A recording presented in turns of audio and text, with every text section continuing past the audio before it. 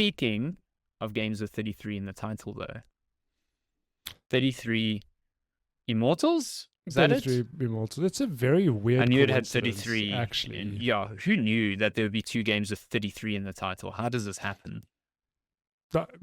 Literally every number at your disposal, and you happen to line up on the and the within same weeks two. of each other, and both on Game Pass. Like, what is happening here? Crazy. Yeah, they were in the same building, and I swear one overheard the other. And it's like, they're like, damn, 33 is a 33, great number. solid Holy number, shit.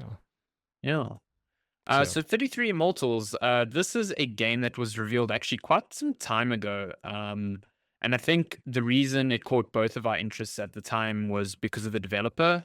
It is, what is it, Lotus? Thunder Lotus, I think. Thunder Lotus, that's the one. Thunder Lotus, the developers of Spiritfarer, which I think we both are quite big fans of. Really like cozy sim-like game, which also had some light platforming and really, really destroyed the emotions. Very sad and moving story. This game is not that by any stretch of the imagination. Could not have imagined a more different game. I mean, visually, you can see in terms of the colors and sort of style, yes, okay, it's an overlap with Spiritfarer. Like, even then, like, it's... I think if you looked at this without having played Spiritfarer, you'd have no idea. But in terms of what the game is, not a cozy sim boat riding light platforming game, not by any stretch of the imagination. I mean, I think it shares a lot of visual language with Spiritfarer.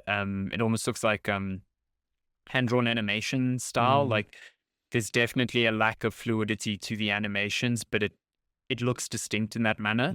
But before we get to that, 33 Immortals, I think the sort of high-level pitch of this game is Thunder Lotus's attempt to kind of distill the thrill of a raid, like a World of Warcraft or a Destiny raid, but without a lot of the fluff in and around those raids. So a lot of the complexity stripped out and a lot of the time commitment stripped out as well. Because, I mean, Destiny raids are like, at least when I played them, they were multi-night affairs. Like, you'd play 2-3 hours a night and you'd do that like 4 or 5 times before you clear a raid. It's a lot of time for a raid.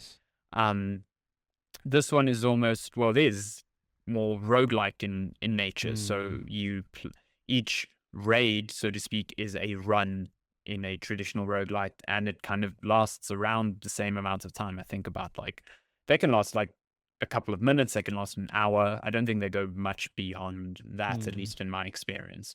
But essentially, you start a run and you are plopped into this like big open map, which is a big PvE space. And there you are matched with up to 32 other players, so 33 players in a server. And in the zone, you kind of run around, kill enemies, you gather resources, but your primary objective is to complete these 12 dungeons called torture chambers, I think they're called, which are like very small 6-man combat arenas. And once you do that, then you unlock a bigger combat arena that everyone kind of needs to clear, and then you face the sort of boss of the map you're on, and that ends your run.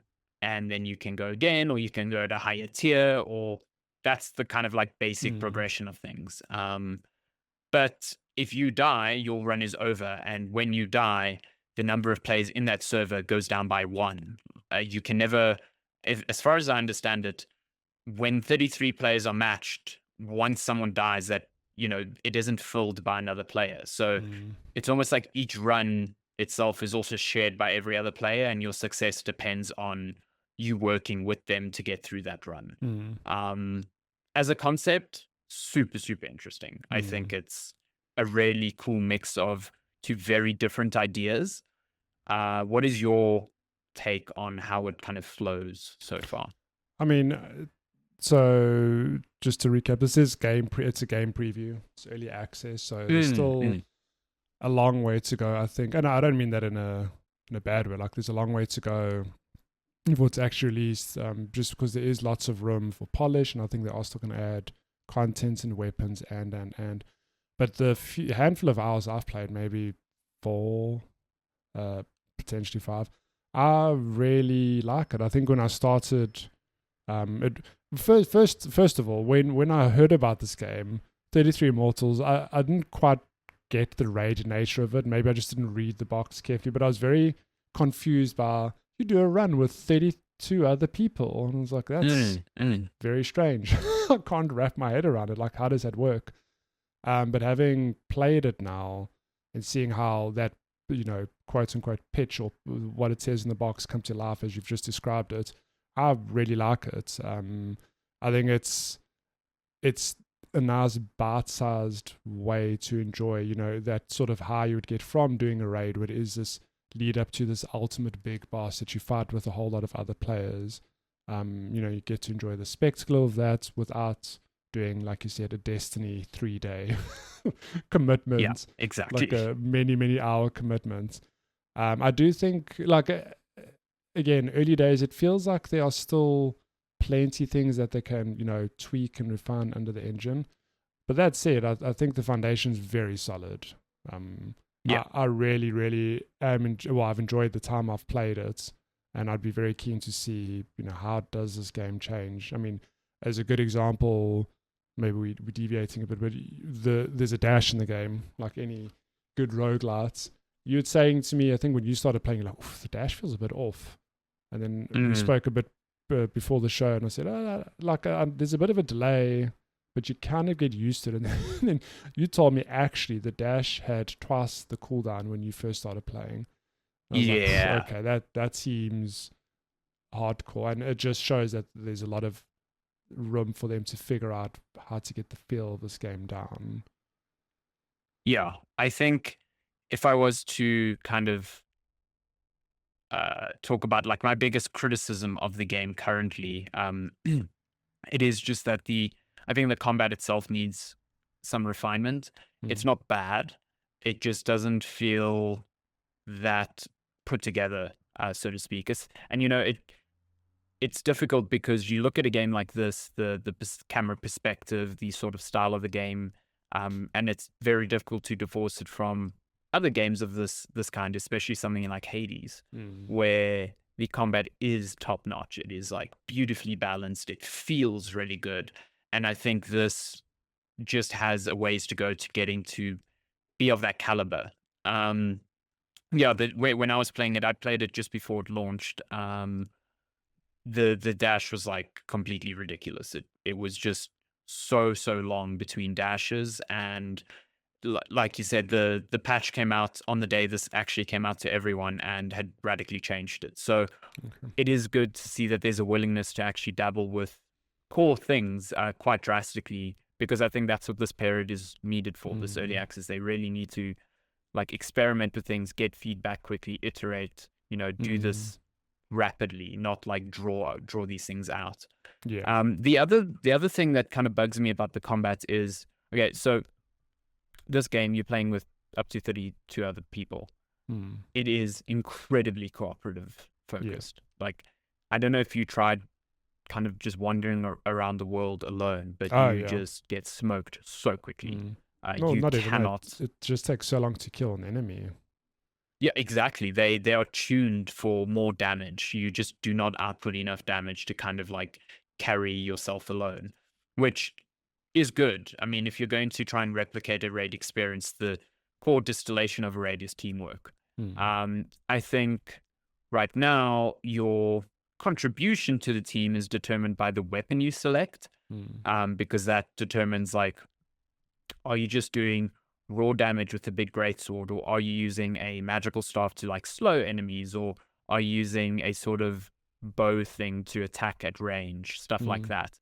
I think the weapon choices are quite limited now, and so the sort of like team synergy doesn't feel like it's really there. I just feel like, oh, I've got the bow, I do bow damage. I'm not really trying to synergize with other people on my team. It's also really difficult to kind of tell what other people are doing because it's just so effects heavy, especially in the torture chambers, which are very small and condensed combat arenas. It's like, I cannot figure out what's going on half the time. There's just so much happening on screen. But the real problem I have is that no matter what weapon you pick, because of the way it needs to work with other players, each weapon feels almost like incomplete in a way because it's not a full suite of Mm, abilities. So it's almost like taking a single player game of this again, like a Hades, and saying, cool, instead of having all of the abilities you'd have with a single weapon in Hades, you've got maybe a quarter or a third. mm, Because actually those other ones need to be made up by other players. yeah. And I get that. Like I logically get that, but it just makes me feel very limited in the things I can do in combat. And because of that, just feels very repetitive at the Mm. moment. I don't know if you have a different No, perspective no, on that. I agree with you. It's a thing of, and sorry to keep comparing to Hades. It's just it's so similar. I don't know what it is about it, but it does remind me so much of Hades.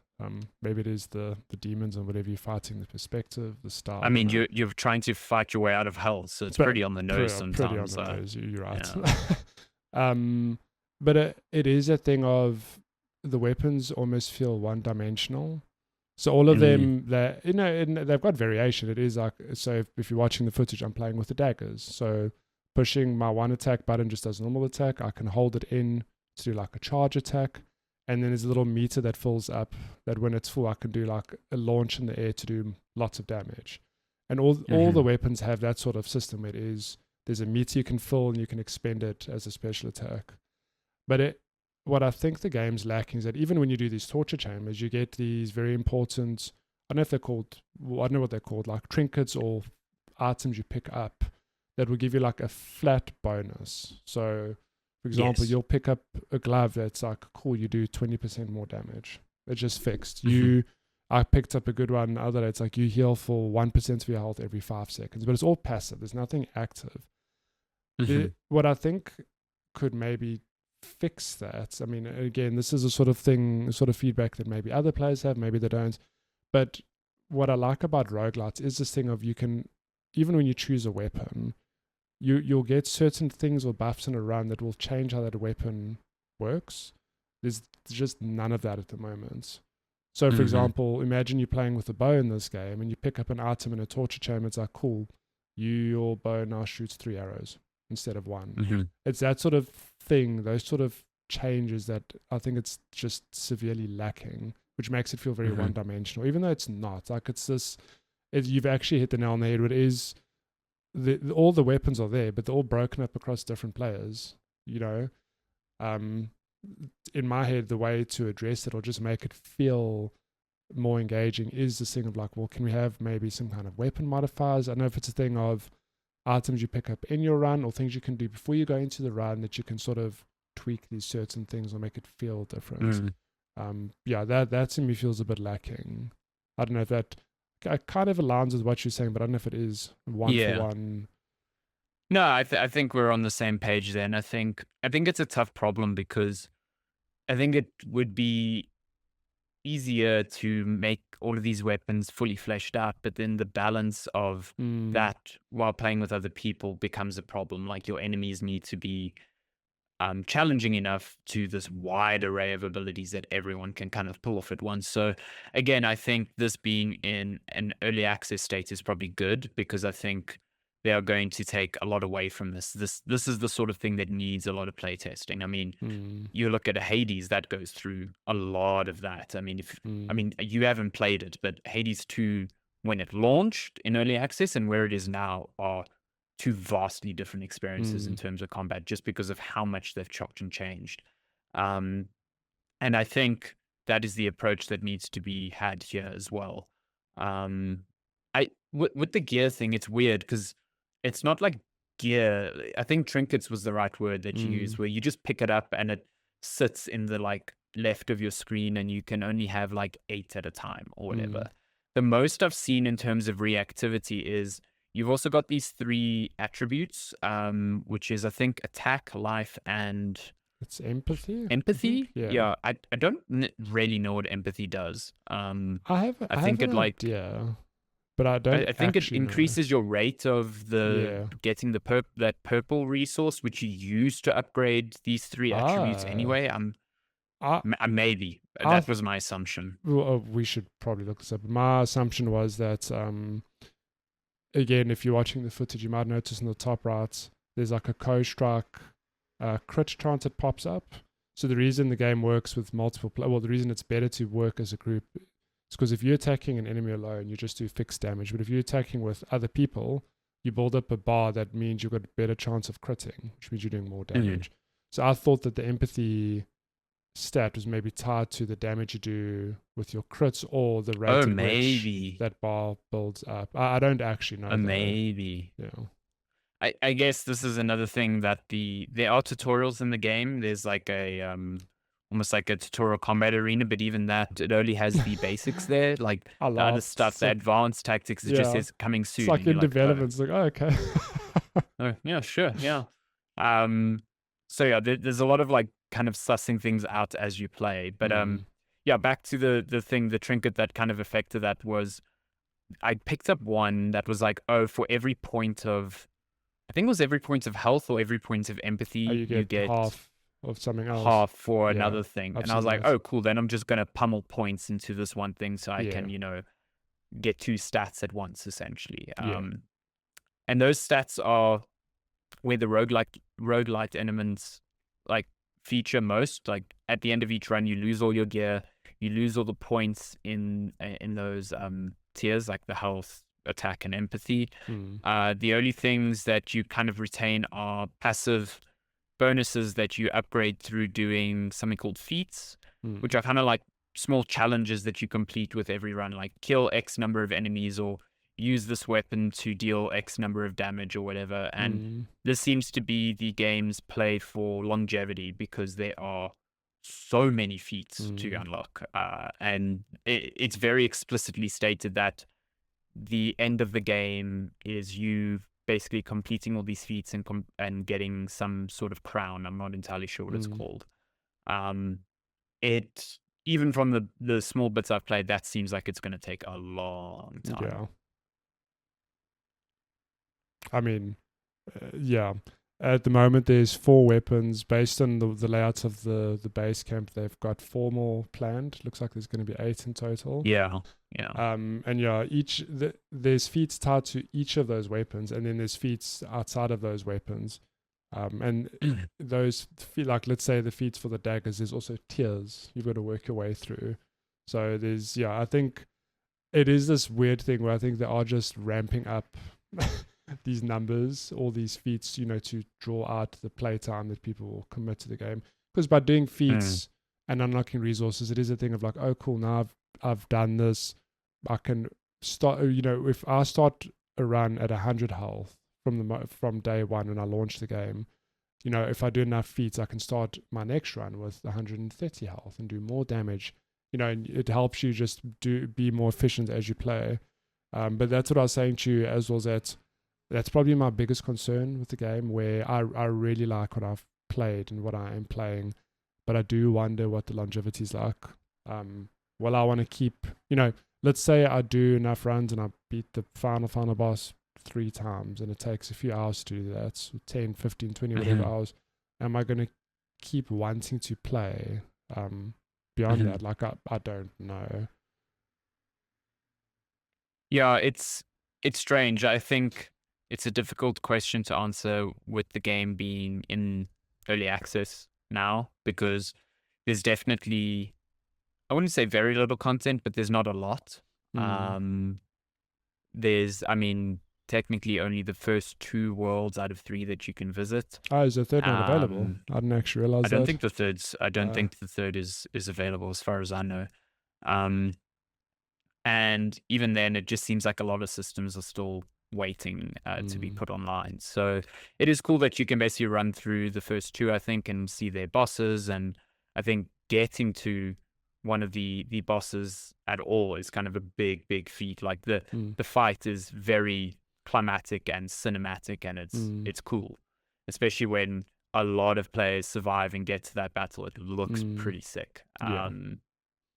So again, I think there's just a hell of a lot of promise with this game. I really like the concept of it. And I understand the ideas they're going for. Like, for instance, I'm looking at the footage now, and I forgot about the ability you have where each weapon has a sort of special, and that special you can plop down on the floor, and it puts like a ring around you and 2 other rings that 2 other players need to stand in for the ability to activate. Yeah. It's like, that's cool, but the actual placement of that glyph is super strange. It's like blocked off by so many things, and it just feels really cumbersome in a game that is way more fast paced in that regard. So I ended up actually forgetting to use it a lot of the time.